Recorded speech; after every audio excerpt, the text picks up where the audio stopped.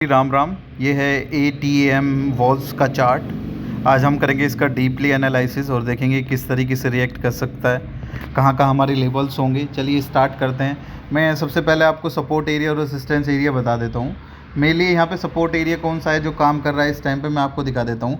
जो मेरे लिए सपोर्ट एरिया है, मैं चार्ट को थोड़ा सा जूम आउट करूँगा तो मुझे क्लियर हो जाएगा।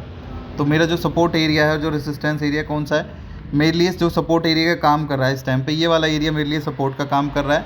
और जो मेरा रेजिस्टेंस एरिया है, रेजिस्टेंस एरिया के लिए मैं बता दूं आपको, ये मेरा इमीडिएट रेजिस्टेंस एरिया कौन सा, ये वाला जोन मेरा इमीडिएट रेजिस्टेंस एरिया है। ये जोन इमीडिएट रेजिस्टेंस एरिया है। और मेजर रेजिस्टेंस एरिया कौन सा है, जैसे ही मैं क्लिक करूँगा मेजर रेजिस्टेंस जोन मेरा ये वाला मेरा major resistance zone. This zone belongs to major resistance area. Major resistance ये है और ये मेरा क्या है, ये जोन जो मुझे ये इस जोन की बात कर रहा हूँ मैं, इस जोन की। ये जोन मेरे लिए किसका काम कर रहा है, ये जोन मेरे लिए काम कर रहा है इमीडिएट सपोर्ट का, इमीडिएट रेसिस्टेंस का। ये इमीडिएट सपोर्ट का हो गया। तो दूसरी चीज़, ये जो जोन है ये वाला, ये जो इमीडिएट रेसिस्टेंस का काम कर रहा है, ये राउंड नंबर पे भी है, तो ये मेरे लिए इसलिए अच्छे से काम कर रहा है इमीडिएट रेसिस्टेंस का। अब चलिए 1 आवर के टाइम फ्रेम पे स्विच करते हैं और वहाँ पे कुछ डिटेल्स देखते हैं।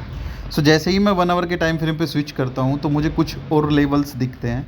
ये कंटिन्यूसली अभी यहीं पे सपोर्ट ले रहा है, इस एरिया में यहाँ कंटिन्यूसली सपोर्ट ले रहा है। बाकी इस स्टॉक्स में कुछ अच्छे खासे वॉल्यूम्स मुझे दिख नहीं रहे हैं, तो वॉल्यूम्स का भी इसमें बहुत ज़्यादा झंझट झमेला है।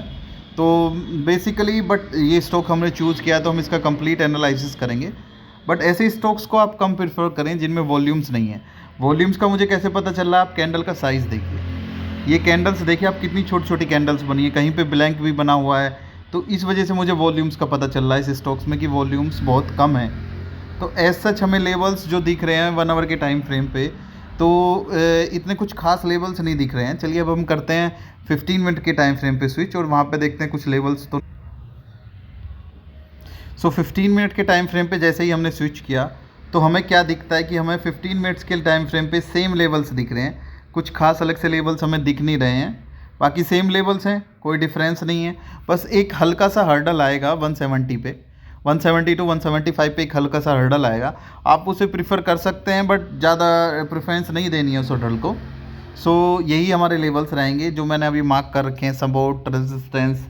चलिए अब स्विच कर लेते हैं 5 मिनट के टाइम फ्रेम पे और अच्छे से देख।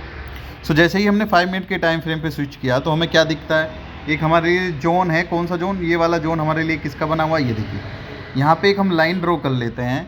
ये जोन हमारे लिए काम करेगा किसका, रेसिस्टेंस जोन का काम करेगा 154। आप देखिए कंटिन्यूसली 154 पे ही टिका हुआ है। कितने टाइम रिजेक्शन लिया, 1 2 3, अब चौथी बार रिजेक्शन लेने आ रहा है। अगर कंटिन्यूसली 4th टाइम यहाँ से रिजेक्शन लेता है तो ये नीचे की साइड जाएगा। तो हम नेक्स्ट टाइम देखेंगे फिर कहाँ पे ट्रेड लेना है।